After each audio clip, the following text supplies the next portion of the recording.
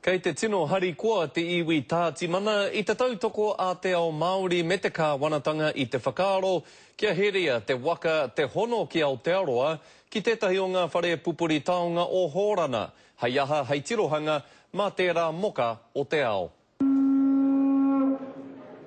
He pō i whakahaere e te iwi o Hōrana, hei whakatina nei te hononga o ngā mahi kei wainumi a rātau me toi Māori, hei kawe i te taonga nei ki tō rātau whenua.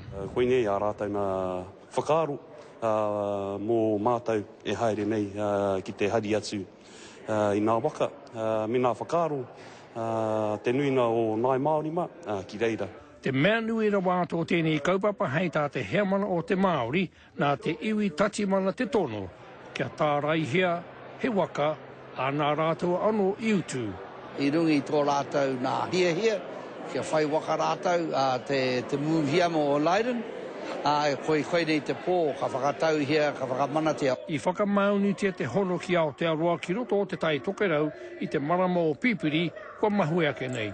Ko tike te waka te tārai, te āhua whakarite ngā kaihoe e rā me katoa. Tērā anō e tahi atu mahi, kei mua te aroro o toi Māori nā tau atu rātau ki Hōrana.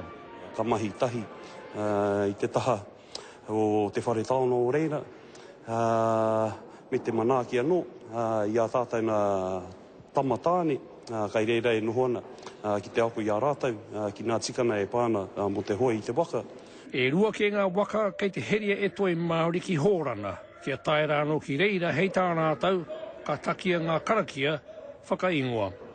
Joe Glenn, Te Karere.